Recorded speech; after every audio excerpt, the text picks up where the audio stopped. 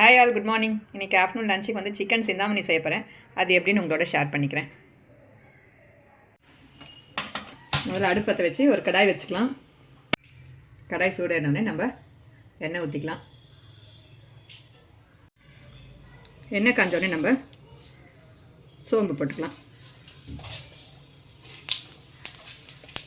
சோம்பெல்லாம் பொரிட்டோம். இதுக்கு மெயின் வந்து சின்ன வெங்காயம் தான் தேவை. பெரிய வெங்காயம் போடக்கூடாது, சின்ன வெங்காயம் தான். நல்லா ஒரு 2 கைப்பிடி அளவுக்கு சின்ன வெங்காயம் எடுத்துக்கோங்க. சோம்பெல்லாம் பொரிஞ்சோடனே இந்த சின்ன வெங்காயத்தை இதில் சேர்த்துக்கலாம்.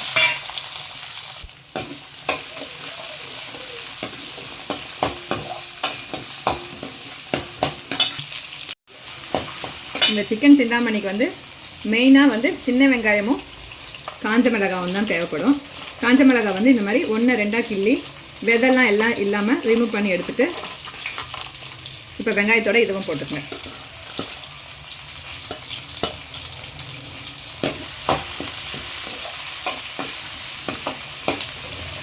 நல்லா வெங்காயம் வதங்கி வரட்டும்.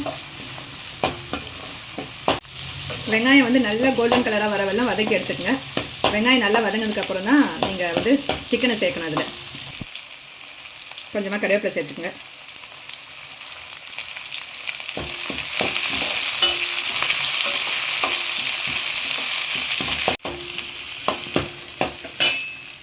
சில பேர் வந்து இஞ்சி பூண்டு பேஸ்ட் போடாமல் செய்வாங்க. நான் வந்து இஞ்சி பூண்டு பேஸ்ட் போட்டு தான் இந்த சிக்கன் சிந்தாமணி வந்து செய்ய போகிறேன்.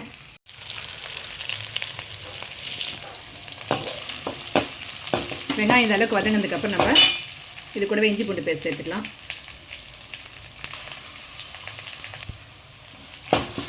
உங்களுக்கு இஞ்சி பூண்டு பேஸ்ட் வேண்டாம் அப்படின்னா நீங்கள் இந்த இடத்துல வந்து பூண்டு மட்டும் பொடியாக நறுக்கி போட்டுங்க. ஒரு 10-15 பல் அளவுக்கு பூண்டை வந்து பொடியாக நறுக்கி போட்டுக்குங்க. இல்லைன்னா நசுக்கி கூட போட்டுக்குங்க. நான் வந்து இஞ்சி பூண்டு பேஸ்ட் போட்டு தான் செய்வேன்.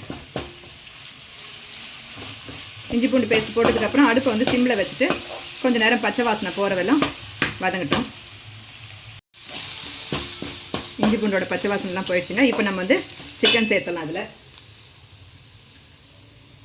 நான் ஏற்கனவே வாஷ் பண்ணி ரெடியாக எடுத்து வச்சுருக்கேன். சிக்கனை இதில் சேர்த்துடலாம்.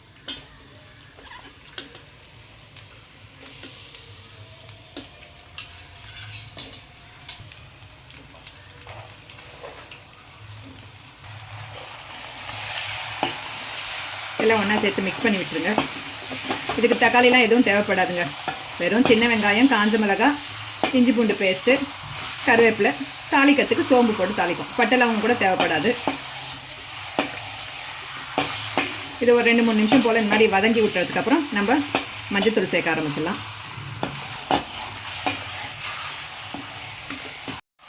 சிக்கன் வந்து கொஞ்ச நேரம் வதங்கிடுச்சு. இப்போ நம்ம வந்து மஞ்சத்தூள் சேர்க்கலாம். உப்பு வந்து ஒரு 2 ஸ்பூன் அளவுக்கு சேர்க்குறேன். கொஞ்சமாக குழம்பு மிளகாத்தூள் ஒரு 1/2 ஸ்பூன் அளவுக்கு சேர்க்குறேன். எல்லாம் ஒன்றா சேர்த்து மிக்ஸ் பண்ணிடுங்க. இந்த டிஷ்க்கு நீங்கள் தண்ணியே ஊற்ற தேவையில்லைங்க. சிக்கன்லேருந்து வர தண்ணியே போதுங்க. நீங்கள் நம்ம மூடி போட்டு வேக வைப்போம் இல்லைங்களா, சிக்கன் அதிலே வெந்துடும். அடுப்பு ஃப்ளேம் மட்டும் நீங்கள் ஒரு சிம்மில் வச்சுட்டிங்கன்னா இல்லை மீடியம் ஃப்ளேமில் வச்சுட்டு அடி பிடிக்காமல் அப்பப்போ கலரி கொடுத்துட்டே இருங்க. இந்த சிக்கன்லேருந்து வர தண்ணியே வந்து சரியாக போயிடும்.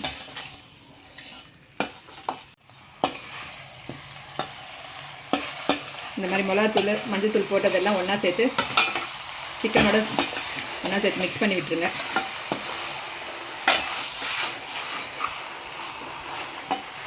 இந்த சிக்கன் சிந்தாமணி வந்து ஈஸியஸ்ட்டு டிஷ்ஷுங்க செய்யறதுலையே. இன்க்ரீடியன்ஸும் ரொம்ப தேவைப்படாது. சின்ன வெங்காயம், காஞ்ச மிளகாய் இருந்துட்டால் போதும், நம்ம செஞ்சிடலாம்.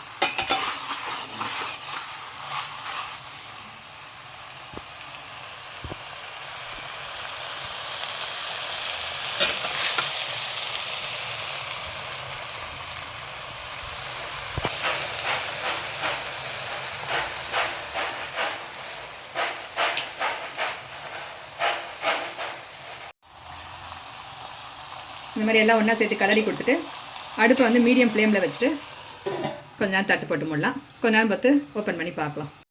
2 நிமிஷம் ஆயிடுச்சு. நம்ம ஓப்பன் பண்ணி பார்க்கலாம்.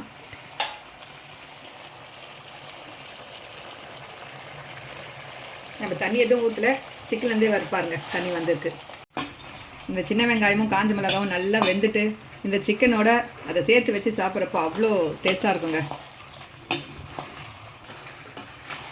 நீங்கள் சாப்பாடில் இதை போட்டு அப்படியே சின்ன வெங்காயம் காஞ்ச மிளகா சிக்கனோட வச்சு சாப்பிட்டு பாருங்கள், டேஸ்ட்டு சூப்பராக இருக்கும்.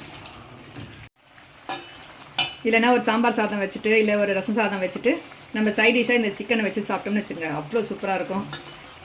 எனக்கு வந்து சுட சுட சாதம் போட்டு இந்த சிக்கன் அப்படியே போட்டு இந்த சின்ன வெங்காயம் காஞ்ச மிளகாய் எல்லாம் வச்சு பிசைஞ்சு சாப்பிட்றப்போ சூப்பராக இருக்குங்க. நான் அப்படி தான் லைக் பண்ணி சாப்பிடுவேன். இப்போ நம்ம திரும்ப தட்டு போட்டு மூடி விட்டுடலாம். திரும்ப ஒரு 2-3 நிமிஷம் கழித்து நம்ம ஓப்பன் பண்ணி கலரி விடலாம். ஒரு 3 நிமிஷம் ஆச்சு, ஓப்பன் பண்ணி பார்க்கலாம்.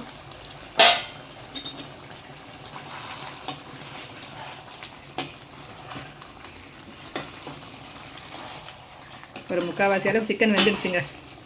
சிக்கன் வந்து ஒரு 10 நிமிஷத்துக்குள்ளே வெந்துடுங்க. ரொம்ப வேக வச்சிட்டிங்கன்னா ரப்பர் மாதிரி ஆகிடும். சாஃப்டாக வேணுன்னா நீங்கள் ஒரு 9 மினிட்ஸ் 10 மினிட்ஸ் கூட ஆஃப் பண்ணிட்டிங்கன்னா நல்லா சாஃப்டாக இருக்கும். வெந்துடும், சிக்கன் சீக்கிரமாக வெந்துடும். நம்ம தண்ணி விடும், நம்ம தண்ணி ஊற்றவே இல்லை, அந்த தண்ணியை பாருங்கள் இருக்கணும். இதுக்கப்புறம் நம்ம தட்டு போட்டு மூட வேணாங்க, அப்படியே ஓப்பனில் விட்டுடலாம். தட்டு போட்டு மூட மூட இன்னும் தண்ணி தான் நம்மளுக்கு வந்துனே இருக்கும். இப்போ நம்ம அப்படியே ஓப்பனில் விட்டுடலாம் கலரி கொடுத்துட்டு.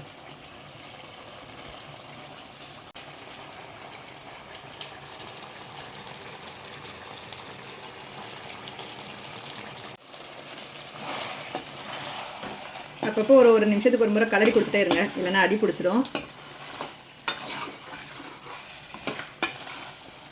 நம்ம தட்டு ஓப்பன்லேயே விட்டதால தண்ணிலாம் கொஞ்சம் சுண்டிடுச்சு. இன்னும் ஒரு 2 நிமிஷம் இருக்கட்டுங்க.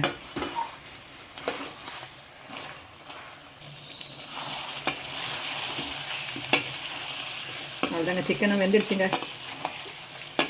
டிஷ்ஷு ரெடி ஆகிடுச்சு ஆல்மோஸ்ட். இப்போ லாஸ்ட்டாக வந்து நம்ம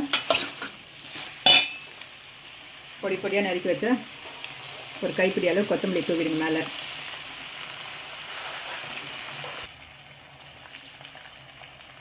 ஒரு 1/2 ஸ்பூன் அளவுக்கு மிளகுத்தூள்.